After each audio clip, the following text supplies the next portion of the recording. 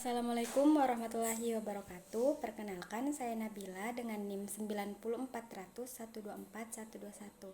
Saya akan menjelaskan secara singkat makalah dari kelompok 11 mengenai konsep dasar kebijakan moneter, yang mana poin pertama yang akan saya jelaskan yaitu sejarah timbulnya uang. Dalam perekonomian tradisional, masyarakat hidup secara subsistem dan belum mengenal uang dalam kegiatan ekonominya.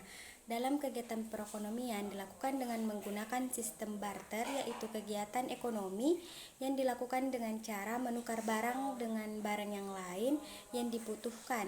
Contohnya, orang yang memiliki beras dan membutuhkan pakaian akan melakukan pertukaran dengan orang yang memiliki pakaian dan membutuhkan beras dengan nilai tukar tertentu. Misalnya, dasar pertukarannya adalah 1 kilogram beras ditukarkan dengan 2 pakaian. Jenis komoditi yang digunakan sebagai media pertukaran karena memiliki sifat berikut. Yang pertama, diterima secara umum karena sifat kelangkaannya.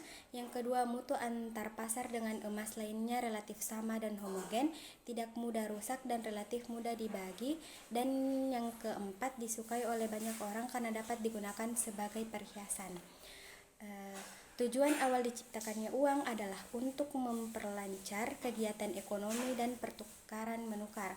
Paling tidak, suatu media dapat dijadikan sebagai uang apabila memenuhi syarat, yaitu yang pertama, nilainya relatif stabil dan tidak fluktuatif. Yang kedua, mudah dibawa dan mudah dibagi. Yang ketiga, mudah disimpan tanpa mengurangi nilainya. Yang keempat, tahan lama. Yang kelima, jumlahnya terbatas atau tidak berlebihan. Yang keenam, media yang dijadikan uang memiliki kualitas yang sama. Selanjutnya, perang uang dalam perekonomian.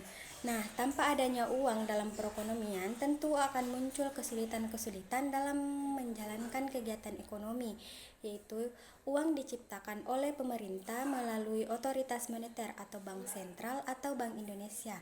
Nah, uang berperang sebagai berikut, yaitu yang pertama, sebagai nilai tukar, satuan nilai, ukuran bayaran yang tertunda, dan yang terakhir penyimpan nilai. Nah, uang sebagai alat tukar. Nah, dengan adanya uang, kegiatan perdagangan tidak mengharuskan dipenuhinya syarat double quantity of one seperti yang terjadi pada perekonomian barter. Dengan adanya uang sebagai alat tukar, kita tidak harus menemukan orang yang memiliki barang yang dibutuhkan dan membutuhkan barang yang kita miliki. Kebutuhan manusia akan barang dan jasa dapat dipenuhi dengan membeli barang dari pedagang barang atau jasa tersebut dengan menggunakan uang. Yang kedua, uang sebagai satuan nilai, di mana uang dapat dijadikan sebagai ukuran yang menentukan seberapa besar nilai suatu barang atau jasa, sehingga dengan adanya uang, nilai suatu barang dan jasa dengan mudah ditentukan, yaitu dengan cara mengukur seberapa besar dan seberapa banyak uang yang harus dibayar untuk memperoleh barang atau jasa tersebut. Yang ketiga, uang sebagai standar pembayaran yang tertunda, di mana dalam perdagangan seringkali transaksi pembayaran tidak dilakukan pada saat pembelian barang. Penundaan pembayaran ini bagi pedagang tidak menjadi masalah karena pembayaran yang dilakukan pada waktu yang akan datang dapat diukur dengan satuan uang. Dan yang terakhir, uang sebagai penyimpan nilai, di mana kekayaan seseorang dapat disimpan dalam bentuk uang maupun diwujudkan dalam bentuk barang. Nah, apabila diasumsikan sebagai harga barang yang relatif stabil, mewujudkan kekayaan dalam bentuk uang akan lebih menguntungkan dibanding mewujudkannya dalam bentuk barang, karena barang bisa rusak dan nilainya akan berturun. Selanjutnya, konsep uang beredar di Indonesia. Di Indonesia, uang beredar adalah kewajiban sistem moneter atau bank sentral, bank umum, dan pengkreditan rakyat atau BPR terhadap sektor swasta domestik atau tidak termasuk pemerintah pusat atau bukan penduduk. Konsep uang beredar dapat dibedakan menjadi dua bentuk, yaitu uang beredar dalam arti sempit dan uang beredar dalam arti luas. Nah, Uang beredar dalam arti sempit yaitu uang beredar dalam arti sempit yaitu jumlah uang yang beredar yang terdiri dari uang kartal dan uang giral yang digunakan masyarakat dalam kegiatan ekonomi.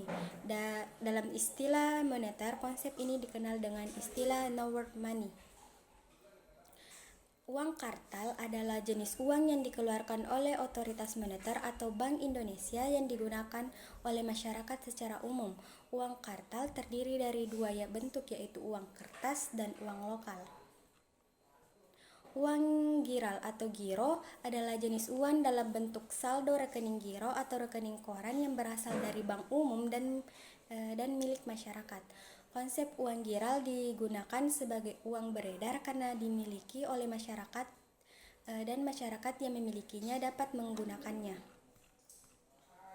Uang beredar dalam arti luas. Uang beredar dalam arti luas atau broad money adalah jumlah uang yang beredar yang terdiri dari uang kartal, uang giral, dan uang kuasi atau quasi money.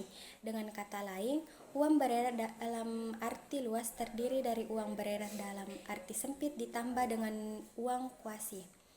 Selanjutnya, teori permintaan uang. Teori permintaan yaitu teori permintaan uang Keynesian. Uang diinginkan bukan karena uang itu sendiri, melainkan karena fungsi uang tersebut yang dapat digunakan sebagai untuk membiayai kegiatan-kegiatan ekonomi. Teori permintaan uang menurut Keynes menyatakan permintaan uang yang dilakukan oleh masyarakat didasari oleh 3 macam motif. Yang pertama, motif untuk transaksi, yang kedua motif untuk spekulasi, dan yang terakhir motif untuk berjaga-jaga. Nah, motif transaksi atau motif ini dilakukan karena orang membutuhkan uang tunai untuk melakukan transaksi pembelian barang atau jasa. Yang kedua, motif spekulasi, di mana permintaan uang yang spekulasi dipengaruhi oleh beberapa faktor yaitu pendapatan, tingkat kerja, jumlah kekayaan, keuntungan, sikap optimis, dan pesimisme seseorang. Dan yang terakhir yaitu teori kuantitas uang neoklasik. Menurut pandangan kelompok neoklasik, uang tidak dapat memberi kepuasan secara langsung. Uang akan berarti setelah ditukarkan dengan barang-barang yang dapat memberikan kepuasan secara langsung kepada pemegang uang.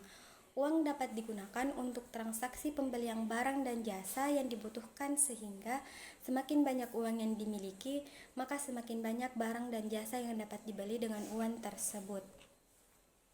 Selanjutnya, analisis AS dan LM. Yang pertama, pasar barang dan kurva IS. Variabel perhitungan di pasar barang ditentukan oleh jenis perekonomian suatu negara. Dalam bab perhitungan pendapatan nasional, perekonomian dibagi menjadi 3, yaitu perekonomian tertutup sederhana, perekonomian tertutup, dan perekonomian terbuka. Pasar uang dan kurva LM. Keseimbangan di pasar uang atau money market equilibrium terjadi pada saat jumlah uang yang diminta oleh masyarakat untuk berbagai motif sama dengan jumlah uang beredar atau penawaran uang. Secara umum dapat dikatakan bahwa jumlah uang yang diinginkan dan mampu diminta meningkat seiring dengan penurunan tingkat suku bunga.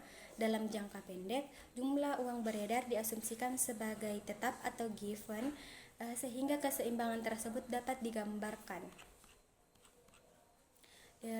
Selanjutnya, tugas Bank Sentral. Untuk mencapai tujuan tersebut, Bank Indonesia didukung oleh 2 pilar yang merupakan dua bidang tugasnya. Yang pertama itu menetapkan dan menjelaskan kebijakan moneter, yang kedua mengatur dan menjaga kelancaran sistem pembayaran. Sekian yang dapat saya sampaikan. Wassalamualaikum warahmatullahi wabarakatuh.